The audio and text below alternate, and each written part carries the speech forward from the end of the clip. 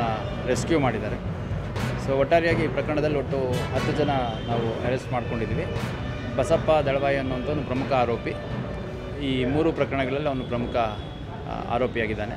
ಅದ್ರ ಜೊತೆಗೆ ಇನ್ನು 9 ಪ್ರತ್ಯೇಕ ಆರೋಪಿಗಳನ್ನು ಈ ಪ್ರಕರಣದಲ್ಲಿ ನಾವು ಈಗಾಗಲೇ ವಶಕ್ಕೆ ತಗೊಂಡು ವಿಚಾರಣೆಗೊಳಪಡಿಸಿ ಅವ್ರ ಪಾತ್ರ ಇದು ಕಂಡುಬಂದ ಹಿನ್ನೆಲೆಯಲ್ಲಿ ಅವ್ರನ್ನ ಅರೆಸ್ಟ್ ಮಾಡಿದ್ದೀವಿ. ಮುಖ್ಯವಾಗಿ ಈ ಅರವಿಂದ್ ಮೋಹನ್ ಚೌಹಾಣ್ ಏನಿದ್ದಾರೆ, ಇವರು ಸುಮಾರು 3-4 ವರ್ಷದ ಕೆಳಗೆ ನಮ್ಮ ಅಶೋಕ್ ನಗರ ಪೊಲೀಸ್ ಠಾಣಾ ಸರಹದ್ದಿನಲ್ಲಿರೋ ಸಬ್ ಜೈಲ್ ಕಾಂಟ್ರಾಕ್ಟ್ ತೊಗೊಂಡಿರ್ತಾರೆ, ಕೆಲವು ಕನ್ಸ್ಟ್ರಕ್ಷನ್ ವರ್ಕು. ಅದನ್ನು ಸಬ್ ಕಾಂಟ್ರಾಕ್ಟ್ ಇವನಿಗೆ ಕೊಟ್ಟಿರ್ತಾರೆ, ಬಸಪ್ಪ ದಳವಾಯಿಗೆ.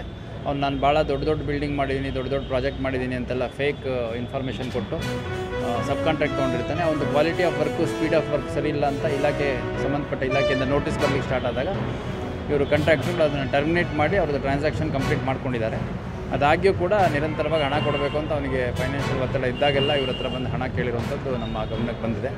ಸೊ ಒಟ್ಟಾರೆಯಾಗಿ ವಿಕ್ಟಿಮ್ ಯಾರಿದ್ರು ಮೋಹನ್ ಚೌಹಾಣ್ ಅವ್ರನ್ನ ರೆಸ್ಕ್ಯೂ ಮಾಡೋದ್ರಲ್ಲಿ ನಮ್ಮ ಅಧಿಕಾರಿಗಳು, ಮುಖ್ಯವಾಗಿ ಗೋಕುಲ್ ರೋಡ್ ಪೊಲೀಸ್ ಠಾಣಾ ಸರಹದ್ದಿನ ಅಧಿಕಾರಿಗಳು, ಇದರ ಜೊತೆಗೆ ಆರೋಪಿಗಳನ್ನ ವಶ ತಗೊಳ್ಳಲಿಕ್ಕೆ ಧಾರವಾಡ ಗ್ರಾಮೀಣ ಪೊಲೀಸ್ ಠಾಣೆಯ ಅಧಿಕಾರಿ ಮತ್ತು ಸಿಬ್ಬಂದಿ ವರ್ಗದವರು, ಮತ್ತು ಬೆಳಗಾಂ ಜಿಲ್ಲೆಯ ಕೆಲ ಪೊಲೀಸ್ ಅಧಿಕಾರಿ ಮತ್ತು ಸಿಬ್ಬಂದಿಗಳು ಸಹಕರಿಸಿದ್ದಾರೆ. ಅವರೆಲ್ಲರಿಗೂ ನಾನು ಧನ್ಯವಾದ ಅರ್ಪಿಸ್ತೀನಿ.